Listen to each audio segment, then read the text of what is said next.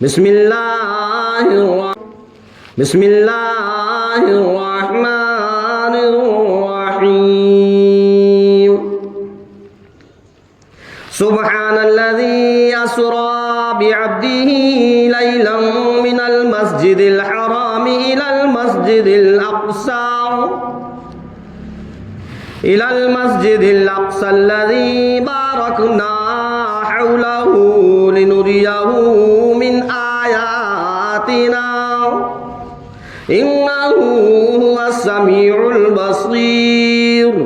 सदक़ल्लाहुल अज़ीम। अल्लाहुम्मा सल्लि अला मुहम्मद व अला आलि मुहम्मद कमा सल्लैता अला इब्राहीम व अला आलि इब्राहीम इन्नका हमीदुम मजीद। अल्लाहुम्मा बारिक अला मुहम्मद व अला आलि मुहम्मद कमा बारकता अला इब्राहीम व अला आलि इब्राहीम इन्नका हमीदुम मजीद।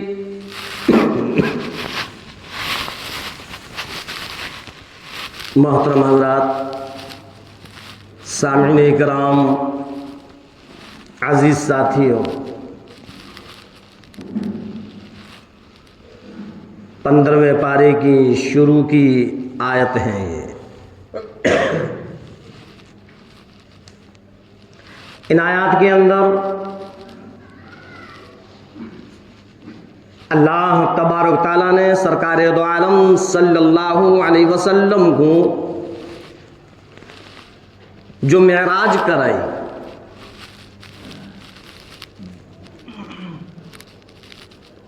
और उस मेराज वाली रात में अपनी कुदरत कामिला के चंद नमूने दिखलाए। मस्जिद हराम से लेकर मस्जिद अक्सा तक अल्लाह तबारक ताला ने इस रात में सफर कराया। उस सफर को परवरदिगार आलम ने इस आयत के अंदर बयान किया है।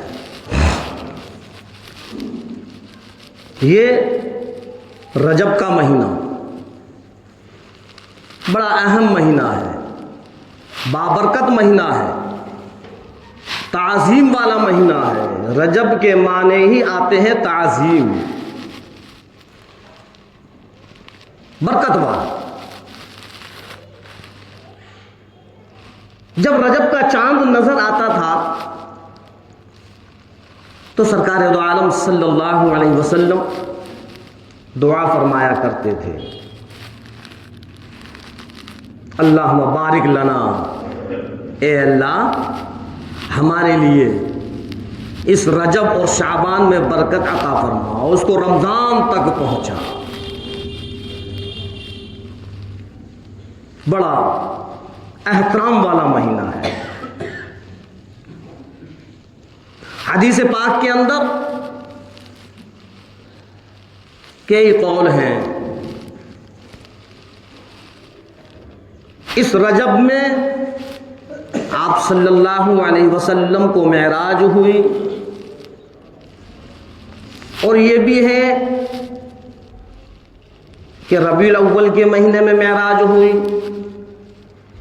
लेकिन सरकार दो आलम सल्लल्लाहु अलैहि वसल्लम को मेराज हुई।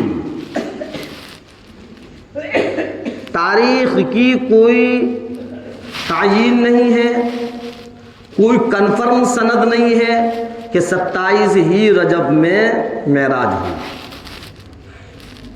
एक चीज़ और बताऊं, हम लोगों के अंदर, मुसलमानों के अंदर एक बात और है कि 27वीं रजब का रोजा रखना। हदीस पाक के अंदर ऐसी कोई हदीस नहीं है जो कि ये सोचकर कि ये रात, ये 27वें रजब बड़ा अहम दिन है, बड़ी अहम रात है, और ये सोचकर हम इसमें रोज़ा रखें, कहीं से कोई सनद नहीं। हाँ, आप वैसे रोज़े रख सकते हो, किसी भी महीने में रख सकते हो, रमज़ान में रखो, शाबान में रखो, आप सल्लल्लाहु अलैहि वसल्लम रखा करते थे। लेकिन ये सोचकर कि ये मुतबर्रक रात है और इस वजह से इसमें रोज़ा रखा जाए, बतलाया कि ये बिदअत है, फिर उसका सवाब नहीं है। वैसे रख सकते हो। बहुत सी चीज़ें ऐसी हैं जो हम और आप नहीं जानते। आप सल्लल्लाहु अलैहि वसल्लम को मेराज हुआ और उस मेराज वाली रात में अल्लाह तबारक ताला ने सरकार दो आलम सल्लल्लाहु अलैहि वसल्लम को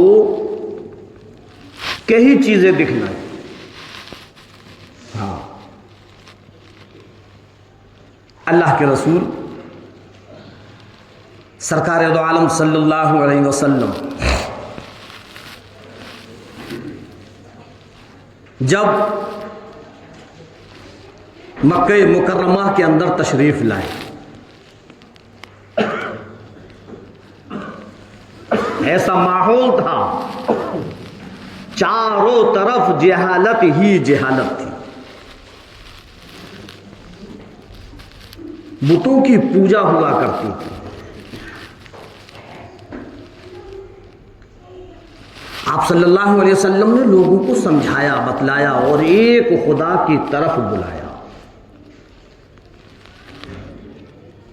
जो ईमान के अंदर आ जाया करता था, ये मुशरिकीन मक्का, उन पर जुल्म सितम करना शुरू कर दिया करते थे।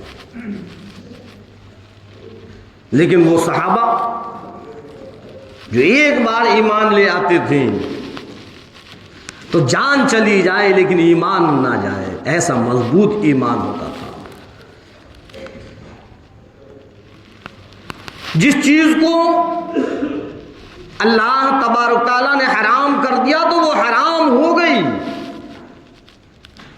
मजाल है कि कोई उस चीज को पकड़ ले, ऐसा ईमान हुआ करता था।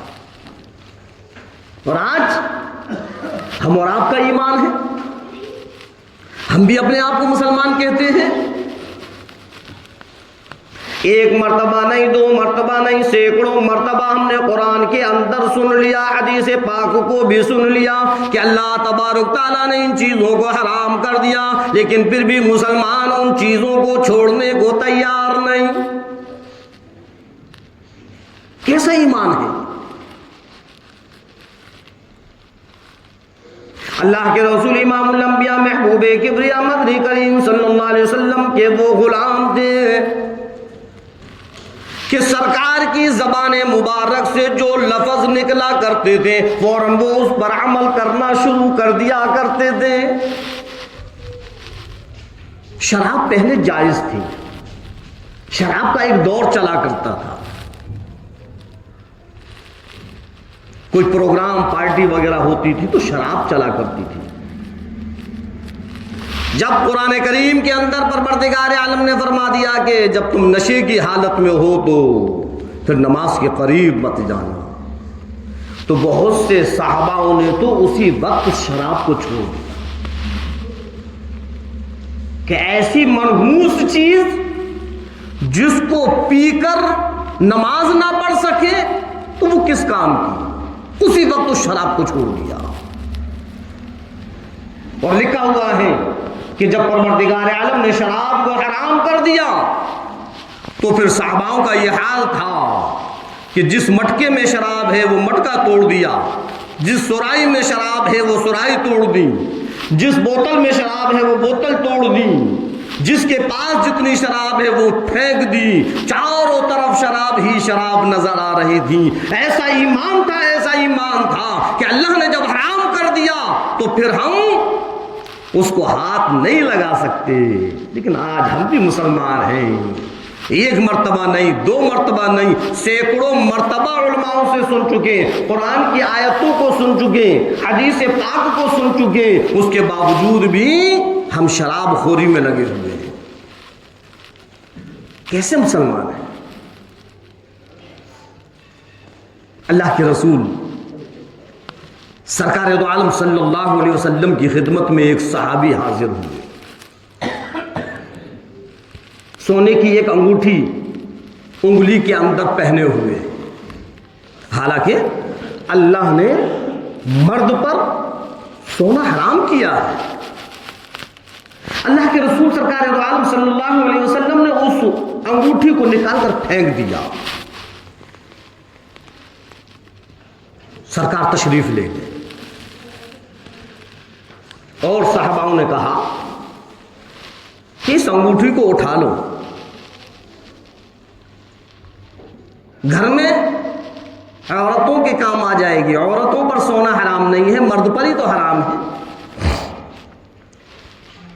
इसको खरीद कर, इसको बेचकर कुछ और चीज ले लेना, पैसे आ जाएंगे।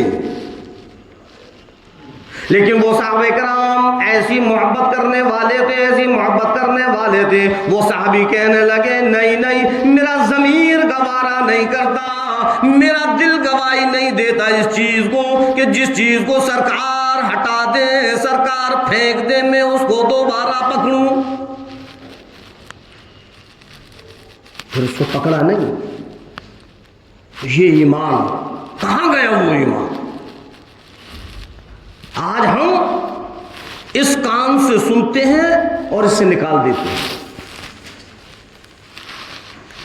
और यही वजह है कि आज हमारे ऊपर परेशानियां, मुसीबतें, तकलीफें आ रही हैं। हम बड़ी आसानी से तो कह देते हैं कि अरे ये परेशानी है, ये तकलीफ है, यूं है और ये है, लेकिन कभी हम अपने ऊपर नहीं सोचते कि हमारी बदअमालियों की वजह से हो। कई चीजें परवरदिगार आलम ने सरकार दो आलम सल्लल्लाहु अलैहि वसल्लम को मेराज वाली रात में दिखलाई। हज़रत जिब्राइल अलैहिस्सलाम तशरीफ लाए। इमामुल अंबिया महबूबे किब्रिया सरवर कौनैन सल्लल्लाहु अलैहि वसल्लम आराम फरमा रहे हैं। जिब्राइल अलैहिस्सलाम कहने लगे, परवरदिगार आलम में तेरे महबूब को किस तरीके से उठाऊं? हाथ हिलाकर उठाऊं? फरमाया परवरदिगार आलम ने नहीं नहीं। पैर दबाकर उठाऊं? फरमाया नहीं नहीं। आवाज लगाकर उठाऊं? फरमाया नहीं नहीं। है परवरदिगार फिर किस तरीके से उठाऊं? अल्लाह रब्बुल इज्जत ने फरमाया, जिब्रील जो तुम्हारा ये ताज है, इस ताज की नोक से मेरे महबूब के तलवे को सहलाओ। आप बेदार हुए। जिब्रील क्या बात है कि अल्लाह तबारक ताला आपका दीदार करना चाहता है, आपको मेराज के लिए बुलाया है। अल्लाह तबारक ताला अगर चाहता तो जिब्रील अलैहिस्सलाम को यह कह देता कि आवाज लगाकर उठा दो। अगर चाहता तो यह कह देता कि हाथ पकड़कर उठा दो। अगर चाहता तो यह कह देता पांव दबाकर उठा दूं। लेकिन नहीं, अल्लाह तबारक ताला आलिमुल गैब है, उसको सारी की सारी चीजों की खबर है। उसको मालूम था कि आने वाले वक्त में उम्मत एक मसले के अंदर उलझ जाएगी कि इमामुल अंबिया सरकार दो आलम सल्लल्लाहु अलैहि वसल्लम बशर है या नहीं। कुछ लोग कहते हैं कि आप बशर नहीं हैं, आप नूरी हैं। अल्लाह रब्बुल इज्जत ने दिखला दिया कि देखो बशर का मकाम अलग है, नूरी का मकाम अलग है। नूरी जिब्राइल अलैहिस्सलाम का ताज मेरे महबूब की ठोकरों में पड़ा है। वो नूरी कैसे हो सकते हैं? कुल इन्नमा अना बशर, अल्लाह ने कुरान के अंदर फरमाया कि मेरे महबूब आप ये कह दो कि मैं तुम ही जैसा इंसान हूँ। लेकिन कुछ नाअहल लोग, नावाकिफ लोग, वो समझे ही नहीं कि बशर का मतलब क्या है और इस उम्मत को गुमराह करने में लग गए और कहने लगे लो ये तो आप सल्लल्लाहु अलैहि वसल्लम को अपने जैसा बशर कहते हैं, अपने जैसा कहते हैं। बताओ कहाँ वो है कहाँ हम हैं। इन बहावियों ने, इन देवबंदियों ने, इन 24 नंबरियों में तो अपने सरकार को अपने जैसा बना लिया। जितनी समझ है उतनी तो बात होगी, जितना इल्म है उतनी तो बात होगी। कुरान कह रहा है कुल इन्नमा अना बशरुम मिस्लुकुम, मेरे महबूब इन लोगों को बतला दो मैं तुम्ही जैसा इंसान हूं। तो इसका मतलब ये नहीं है कि हम जैसे इंसान हैं, यानी इंसानियत में जैसे कि हम इंसान हैं, आप इंसान हैं, हमारे माँ बाप हैं, आपके माँ बाप हैं, हमारी औलाद है, आपकी औलाद है, हमारी बीवी हैं, आपकी भी अज़वाज मुतहरात हैं, हमारे रिश्तेदार हैं, आपके रिश्तेदार हैं, इस तरीके से इंसान है। वरना कहाँ हम और कहाँ वो। पीराने पीर दस्तगीर शेख अब्दुल कादिर जिलानी रहमतुल्लाह अलैह फरमाते हैं कि सहाबाओं के कदमों, घोड़ों के कदमों की धूल जो नाक के नथनों में जम जाती है, हमारी हकीकत इतनी भी नहीं। वो तो इमामुल अंबिया है, लेकिन गुमराह करना है बस। आज जो एक मुसलमान की ताकत जो टूट कर बिखर गई है और लोगों की नजरों में ये ताकत बिखरी पड़ी है कि इसमें तो मुसलमान एक प्लेटफार्म पर है ही नहीं। कोई देवबंदी है तो कोई बहादी है, कोई जमात इस्लामी है तो कोई तबलीगी जमात है, तो कोई शीशगर है तो कोई पठान है, कोई अंसारी है तो कोई अब्बासी है। वो गैर भी समझ गए ये तो बिखरे हुए हैं, जब चाहो जैसे चाहो इनको पकड़ो। है मुसलमानों, एक प्लेटफार्म पर आ जाओ। ये सारी की सारी बरादरियों को और सारे के सारे फिरकों से अपनी नजर को हटाकर ये क्यों नहीं समझते कि हम सब एक मुसलमान, एक प्लेटफार्म पर आ जाएंगे और अल्लाह उसके रसूल के फरमान पर आ जाएंगे। रब्बे जुल जलाल की कसम, कामयाबी हमारे कदम चूमेगी। हम तो बिखरे हुए पड़े। बहरहाल हजरत जिब्राइल अलैहिस्सलाम ने सरकार दो आलम सल्लल्लाहु अलैहि वसल्लम को फरमाया कि चलिए, अल्लाह ने बुलाया है, बुराक साथ में है। आप बुराक पर सवार हुए और फिर आपका सफर शुरू हुआ और यूं फरमाया परवरदिगार आलम ने सुब्हानल्लज़ी अस्रा बिअब्दिही लैलन मिनल मस्जिदिल हराम इलल मस्जिदिल अक़सा। हमने रातों रात अपने प्यारे हबीब सरकार दो आलम सल्लल्लाहु अलैहि वसल्लम को सफर कराया मस्जिद हराम से मस्जिद अक़सा तक। मस्जिद अक़सा क्या है? वही बैतुल मुक़द्दस जो पहला क़िबला था।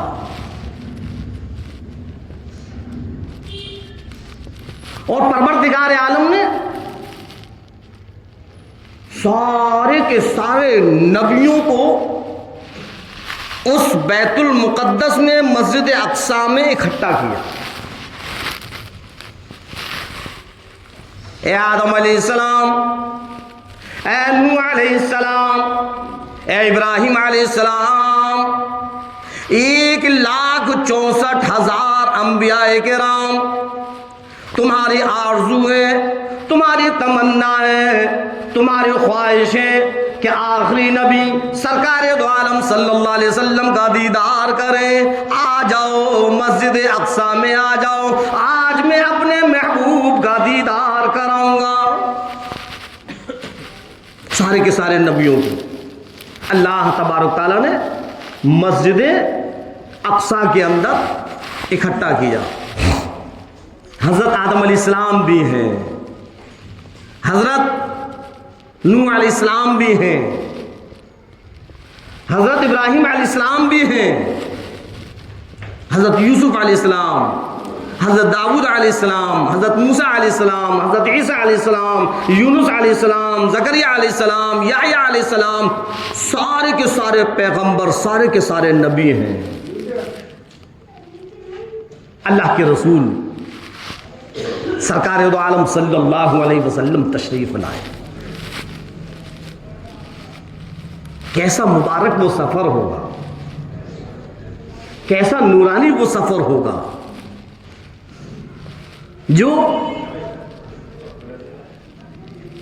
जमीन से लेकर और आसमान तक, अर्श इलाही तक, मक्का मुकर्रमा से लेकर बैतुल मुक़द्दस तक एक रात में सफर हुआ। हजरत जिब्राइल अलैहिस्सलाम अल्लाह के रसूल सरकार दो आलम सल्लल्लाहु अलैहि वसल्लम को लिए हुए बुराक पर जब मस्जिद अक्सा पहुंचे तो जिब्राइल अलैहिस्सलाम ने दीवार पर उंगली लगाई, सुराख हुआ, बुराक को वहां बांधा। सरकार दो आलम सल्लल्लाहु अलैहि वसल्लम जब अंदर तशरीफ ले गए तो सारे के सारे नबी, सारे के सारे रसूल खड़े हो गए और हजरत आदम अलैहिस्सलाम आगे बढ़े। मरहबा मरहबा मरहबा, मेरे बेटे मुबारक हो, मुबारक हो, मुबारक हो। और एक इस्तकबालिया खुतबा पढ़ा। हजरत नूह अलैहिस्सलाम आगे बढ़े, मुबारकबाद दी। हजरत इब्राहिम अलैहिस्सलाम आगे बढ़े, मुबारकबाद दी। हजरत इस्माइल अलैहिस्सलाम आगे बढ़े। गर्ज ये कि सारे के सारे नबियों ने मुबारकबाद दी, खुशी का एक माहौल। लिखा हुआ कि जिब्राइल अलैहिस्सलाम ने आज़ान दी। अब सारे के सारे नबी सोचो विचार में पड़े हुए हैं कि आज ये मनसब किसको मिलेगा, आज सारे के सारे नबियों की इमामत कौन करेगा। आदम सफीउल्लाह अपने दिल में सोचो विचार में, आदम सफीउल्लाह के दिल में ये बात है कि मैं तो अबुल बशर हूँ, मैं सारे के सारे इंसानों का बाप हूँ, मैं तो सारे नबियों का भी बाप हूँ। आज परवरदिगार आलम मुझको ये मनसब अता फरमाएगा कि मैं इमामत करूं। इधर हजरत नूह अलैहिस्सलाम, उनके दिल के अंदर भी एक उमंग जागी हुई है, वो भी सोच विचार में है। मैंने 950 साल मार खाई, आज परवरदिगार आलम ये मनसब मुझको अता कर दे। हजरत इब्राहिम अलैहिस्सलाम अलग सोच में पड़े हुए हैं कि मैंने परवरदिगार आलम के लिए कैसी कैसी आजमाइशें दी, आज ये मनसब मुझको मिल जाए। अल्लाह रब्बुल इज्जत ने फरमाया, मेरे महबूब के होते हुए किसी की मजाल नहीं जो कि इमामत के लिए आए। इस मुसल्ले पर वही खड़ा होगा जिसको मैं चाहूंगा। ए आदम सफीउल्लाह अलग हटो, ए नूह नबीउल्लाह अलग हटो, ए इब्राहिम खलीलुल्लाह अलग हटो, ए इस्माइल नबीउल्लाह अलग हटो। मेरे महबूब की अजमत को पहचानो, मेरे महबूब के वकार को पहचानो, मेरे महबूब के दर्जात को पहचानो। कोई ऐसा नहीं जो मेरे महबूब के होते हुए मुसल्ले पर बढ़ जाए। अल्लाह के रसूल सरकार दो आलम सल्लल्लाहु अलैहि वसल्लम का एक मकाम है, सारे नबियों की इमामत सरकार दो आलम सल्लल्लाहु अलैहि वसल्लम ने फरमाई। और फिर सफर शुरू होता है। आसमान, पहले आसमान पर पहुंचे, दस्तक दी कौन? हजरत जिब्राइल अलैहिस्सलाम ने फरमाया, जिब्राइल, ऐ फरिश्तों में जिब्राइल मम्मा, जिब्राइल आपके साथ कौन है? मम्माई नबी अल्लाह मुहम्मदुर रसूलुल्लाह, मेरे साथ अल्लाह के नबी मोहम्मद सल्लल्लाहु अलैहि वसल्लम हैं। सारे के सारे फरिश्ते मुश्ताक थे, दीदार के ख्वाहिशमंद थे। सारे के सारे फरिश्तों के अंदर एक उमंग थी, सारे दीदार के लिए खड़े हुए थे। जिब्राइल अलैहिस्सलाम ने फरमाया, ऐ नूरी फरिश्तों, आओ दरवाजे को खोलो और अल्लाह के नबी का दीदार करो। क्या मकाम होगा जिसके दीदार की उमंग फरिश्तों को हो, क्या मकाम होगा। अल्लाह के रसूल सरकार दो आलम सल्लल्लाहु अलैहि वसल्लम वो पैगंबर हैं, वो रसूल हैं, वो नबी हैं कि उनकी दीदार की उमंग, उनके दीदार की आरजू, उनके दीदार की तमन्ना उन्होंने फरिश्तों ने की है। एक चीज और बतलाऊं, कौन ऐसा मुसलमान होगा जो ये ना चाहे कि नबी का दीदार हो जाए? है कोई ऐसा? हर मुसलमान के दिल की उमंग होती है कि नबी का दीदार हो जाए, लेकिन उसके बावजूद भी हम लाखों नहीं करोड़ों खर्च कर देते हैं अपने शादी प्रोग्रामों के अंदर, लेकिन हमारे दिल में कभी ये बात ना आई कि लाओ हज करने के लिए चले जाएं, नबी के रोजे पर चले जाएं। आप सल्लल्लाहु अलैहि वसल्लम ने फरमाया है, जिसने मेरे रोजे की ज़ियारत की उसने हकीकत में ज़ियारत की। हाँ, ऐ लोगों 15वीं सदी के मुसलमानों, आओ एक बात और बतलाऊं। अगर तुम नबी का दीदार करना चाहते हो, अगर तुम नबी की ज़ियारत करना चाहते हो तो दरूद पाक का विर्द शुरू कर दो, दरूद पाक पढ़ने की आदत डाल लो। चलते चलते भी दरूद पाक ज़बान पढ़ो, बैठे बैठे भी दरूद पाक ज़बान पढ़ो, कामों काज में लगे हुए हो ज़बान पर दरूद पाक हो, बिस्तर पर लेटे हुए दरूद पाक हो। रब्बे ज़ुल जलाल की कसम, इमामुल अंबिया महबूबे किब्रिया सरवरे कौनैन सल्लल्लाहु अलैहि वसल्लम का फरमान है कि जो दरूद पाक कसरत से पढ़ता है उस वक्त तक उसकी मौत नहीं आएगी जब तक के ख्वाब के अंदर मेरी ज़ियारत ना कर ले। अल्लाह के रसूल सरकार दो आलम सल्लल्लाहु अलैहि वसल्लम का फरमान है। अगर नबी का दीदार करना चाहते हो तो आओ और आज से याद करें कि काम कर रहे हैं तब भी दरूद होगा ज़बान पर, लेटे हुए हैं तब भी दरूद होगा ज़बान पर, बैठे हुए हैं तब भी दरूद होगा ज़बान पर। हमारी बहन बेटियां, हमारी माएँ भी सुन लें, बर्तन मांजती जाओ दरूद पाक पढ़ती जाओ, रोटी पकाती जाओ दरूद पाक पढ़ती जाओ, घरों काम के काज भी करती रहो दरूद पाक भी ज़बान पढ़ो। खुदा की कसम, अगर ये आदत हमने बना ली, दरूद पाक अपनी ज़बान पर ले आए, 24 घंटे हर वक्त सो रहे हैं बात अलग है, जागे हुए हैं कहीं भी हो कैसे भी हो, दरूद पाक अगर पढ़ते रहेंगे, अगर हमारी मौत आएगी तो जब आएगी जब नबी का दीदार हो जाएगा। हाँ, कुछ चीजें ऐसी हैं वहां दरूद, कुरान, जिक्र, तस्बीह नहीं पढ़ सकते। इस्तंजा कर रहे हैं वहां नहीं पढ़ सकते।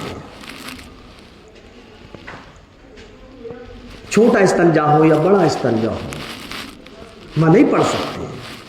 हाँ, वरना आप कभी भी पढ़ो, बीमारी में हो, सफर में हो, हजर में हो, कभी भी पढ़ो। आप बावुजू हो तब भी पढ़ सकते हो, बेवुजू हो तब भी पढ़ सकते हो। कितना आसान नुस्खा है। अगर हम चाहते हैं कि नबी की ज़ियारत हो तो दरूद पढ़ना शुरू करो। कोई भी महफिल हो, कोई भी मजलिस हो,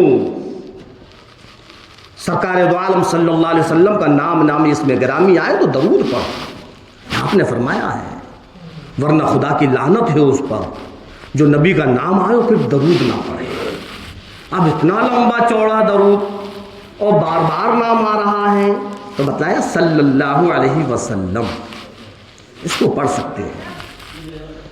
बेहतर, आला और अफजल वो दरूद है जो दरूद इब्राहिम है। उस दरूद को पढ़ें, एक तस्बीह पढ़ें, 2 तस्बीह पढ़ें, 3 तस्बीह पढ़ें, जितनी चाहो उतनी पढ़ो, काम भी करते रहो, दरूद भी पढ़ते रहो। तो बतला रहा था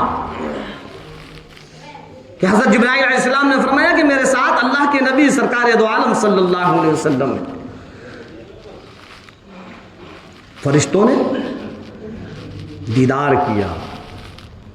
इरशाद फरमाया मदनी करीम सल्लल्लाहु अलैहि वसल्लम ने कि मेराज वाली रात में, मेराज के सफर में मेरा गुजर कुछ एक जगह हुआ, कुछ ऐसी कौम देखी, एक मखलूक ऐसी देखी कि वो इतना सड़ा हुआ, इतना बदबूदार गोश्त खा रहे हैं। खुदा की कसम, अगर उसकी एक बूटी, एक रेजा भी दुनिया के अंदर डाल दी जाए तो उसकी बदबू से दुनिया हलाक हो जाए। कौन है वो लोग? सरकार फरमा रहे हैं कि मेरा गुजर एक ऐसी जगह पर हुआ कि एक मखलूक है, एक कौम है, कुछ लोग हैं और वो सड़ा हुआ बदबूदार गोश्त खा रहे हैं। इरशाद फरमाया मदनी करीम सल्लल्लाहु अलैहि वसल्लम ने, मैंने पूछा जिब्रील ये कौन है? हज़रत जिब्राइल अलैहिस्सलाम ने फरमाया ये अल्लाह के वो बंदे हैं, वो अमीर हैं, वो मालदार हैं, वो पैसे वाले हैं, वो दौलतमंद हैं, जिनको परवरदिगार आलम ने दौलत दी, रुपया दिया, पैसा दिया, खजाना दिया, लेकिन उसमें से ये ज़कात नहीं निकालते थे। साहिबे निसाब थे, ज़कात फर्ज थी, लेकिन इन्होंने कभी ज़कात ना निकाली, उसी पैसे को खाने लगे। ये वही लोग हैं जो सड़ा और बदबूदार गोश्त खा रहे। इरशाद फरमाया मदनी करीम सल्लल्लाहु अलैहि वसल्लम ने, हम आगे बढ़े, देखते क्या है कि एक शख्स बैठा हुआ है और एक शख्स खड़ा हुआ है, बैठे हुए के कल्ले को चीरा जा रहा है। कल्ला जानते हैं? गाल। और यूं फरमाया सरकार ने कि गुद्दी तक कल्ला चीरा जाता है, यहां से शुरू होता है, यहां तक पहुंचता है। और यूं फरमाया सरकार दो आलम सल्लल्लाहु अलैहि वसल्लम ने कि फिर वो यही अमल दूसरे गाल के साथ करता है। जब ये दूसरा गाल उसका चीर नहीं पाता कि पहला सही हो जाता है, फिर उसके साथ यही अमल होता है। मैंने पूछा जिब्रील ये कौन है? फरमाया कि अल्लाह के नबी ये वो लोग हैं जो चुगलखोरी किया करते हैं, जो झूठ बोला करते हैं, लोगों की गीबतें किया करते हैं, लोगों की बुराइयां किया करते हैं। कौन कह रहा है? सरकार। उनका अज़ाब परवरदिगार आलम सरकार को दिखला रहा है कि मेरे महबूब अपनी उम्मत को जाकर बतलाओ। इरशाद फरमाया मदनी करीम सल्लल्लाहु अलैहि वसल्लम ने कि हम आगे बढ़े, फिर हमने देखा क्या कि एक शख्स लेटा हुआ है और एक शख्स के हाथ में बहुत भारी पत्थर है और उस पत्थर से उसके सर को फोड़ रहा है। इतनी जोर से पत्थर मारता है तो सर खील खील हो जाता है, पत्थर दूर जाकर गिरता है। वो शख्स पत्थर को लेने के लिए जाता है, लौटकर वापस नहीं आता, फिर उसका सर वैसा ही हो जाता है जैसे पहले था। सरकार दो आलम सल्लल्लाहु अलैहि वसल्लम ने पूछा जिब्रील ये कौन? फरमाया ये वो लोग हैं, ये वो शख्स हैं जिसको अल्लाह ने कुरान जैसी दौलत से नवाजा था, लेकिन ये कुरान पर अमल नहीं करता था, कुरान की तिलावत नहीं करता था, रात में उससे गाफिल होकर सोता था।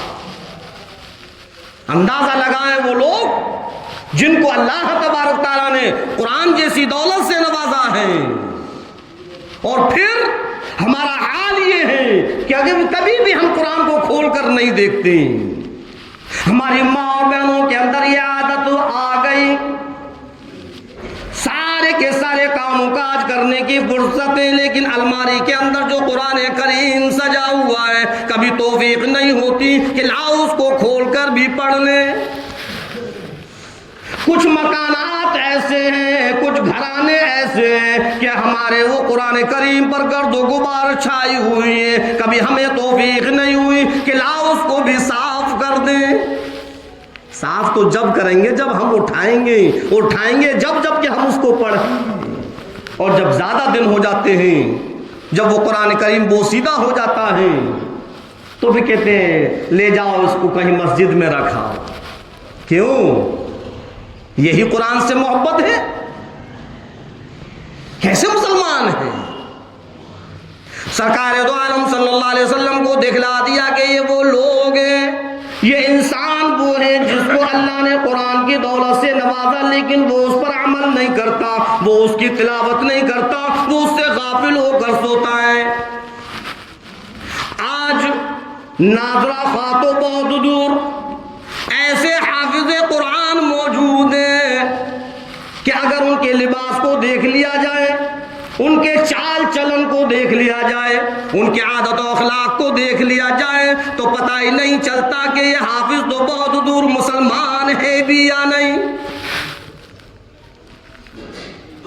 शर्म करो, शर्म करो, इस कुरान करीम का अदब एहतराम करो, इस कुरान करीम को पढ़ने की आदत बनाओ।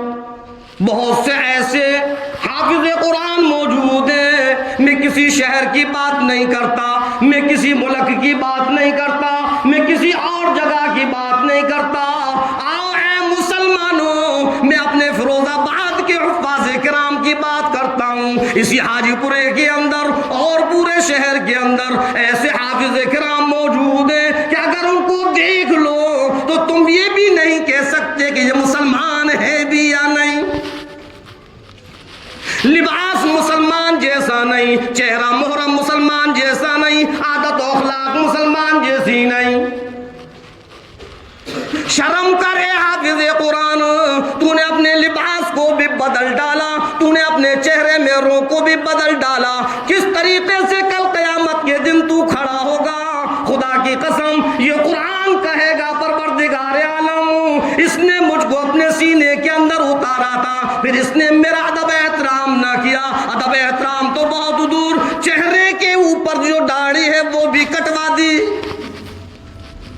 क्या जवाब देंगे? क्या कहेंगे? सिर्फ कुरान को हिफ्ज कर लेना कमाल नहीं है, उस हिफ्ज को बाकी रखना कमाल है।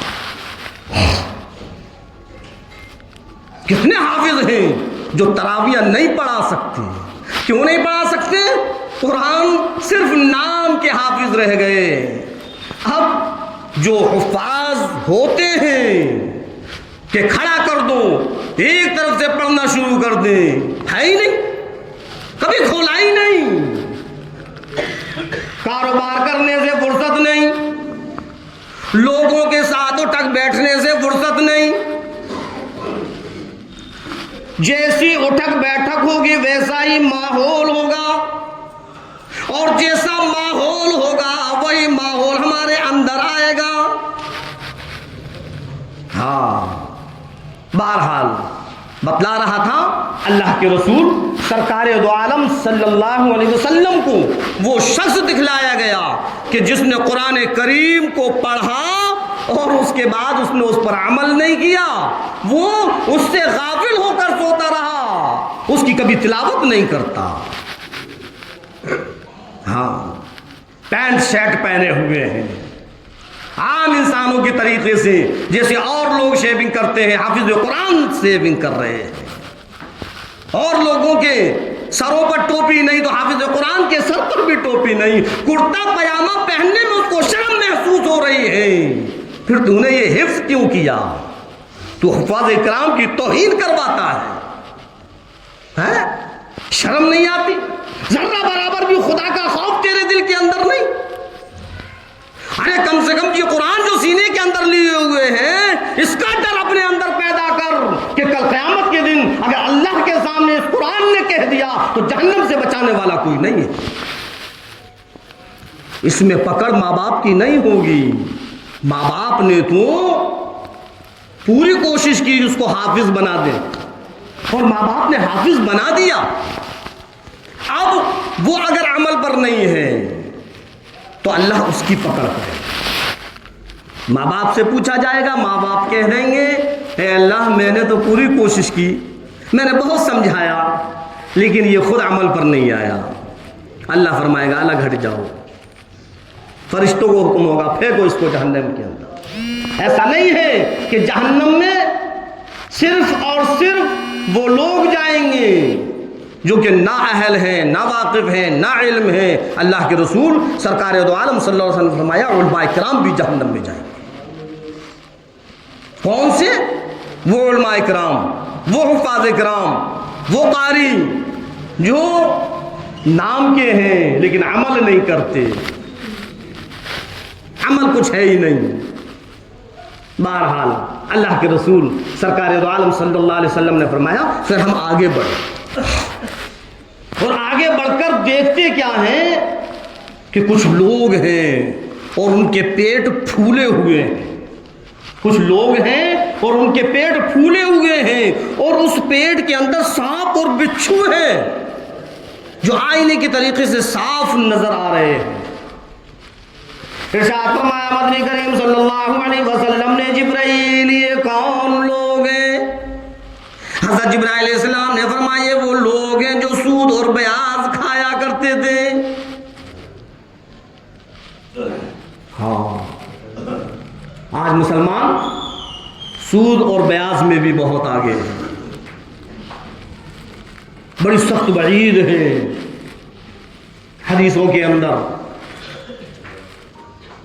अल्लाह के रसूल सरकार दो आलम सल्लल्लाहु अलैहि वसल्लम ने एक जगह यूं फरमाया कि अगर किसी ने 4 आने भी सूद के खाए तो समझ लेना कि 35 मर्तबा अपनी मां के साथ जिना किया। समझता ही नहीं मुसलमान, गैरों के माहौल में चल रहा है, गैरों के माहौल में ढल रहा है और गैरों जैसे काम कर रहा है। अरे तू मुसलमान है, तेरे पास इस्लाम है, इस्लाम का तरीका है, गैरों को मत देख, गैरों को मत टटोल, अपने इस्लाम पर मजबूत रहे।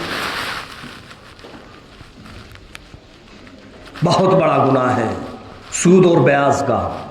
सबसे पहली चीज तो ये है कि हराम तरीके से माल आएगा, और जब हमारा हराम माल हम खाएंगे तो हमारी इबादत भी कबूल नहीं होगी, हमारी नमाज कबूल नहीं होगी, हमारा रोज़ा कबूल नहीं होगा, हमारे कुरान की तिलावत कबूल नहीं होगी, हम दुआएं मांगेंगे, हमारी दुआएं कबूल नहीं होगी। कैसे समझाया जाए? कुरान कह रहा है, अल्लाह के रसूल सरकार दो आलम सल्लल्लाहु अलैहि वसल्लम की हदीस कह रही है, लेकिन फिर भी हमारी समझ में नहीं आ रहा। अल्लाह से तौबाएं करें। हाँ, अल्लाह इस सूद और ब्याज से बचाए, बड़ी ख़तरनाक बीमारी है। मुसलमान दिन ब दिन और तेज़ी से इस बीमारी के अंदर मुब्तला हो रहा है। अल्लाह के रसूल इमामुल अंबिया महबूबे किबरिया मदनी करीम सल्लल्लाहु अलैहि वसल्लम फरमा रहे हैं हम आगे बढ़े। आगे देखते क्या है कि एक गार, एक तंदूर है, उसमें मर्द और औरत मौजूद है, आग जल रही है। हाल ये बना हुआ है कि जब आग ऊपर को आती है तो वो मर्द औरत भी ऊपर को आ जाते हैं, जब आग नीचे को जाती है तो वो भी नीचे को चले जाते हैं, और इतने ऊपर आ जाते हैं, इतने ऊपर आ जाते हैं कि निकलने के करीब हो जाते हैं। जब निकलने का इरादा करते हैं तो आग नीचे को ले जाती है। मैंने पूछा ये कौन है? जिब्राइल अलैहिस्सलाम कहने लगे ये वो लोग हैं जो अपने जुल्म सितम में, अपने गुनाहों में, खताओं में इतने आगे निकल गए, इतने आगे निकल गए कि जिनाकारी में मुब्तला हो गए, बदफेली में मुब्तला हो गए। ये वो लोग हैं जो जिना किया करते थे, बदफेली किया करते थे, जिनाओं के अंदर मुब्तला रहा करते थे। ये वो लोग हैं।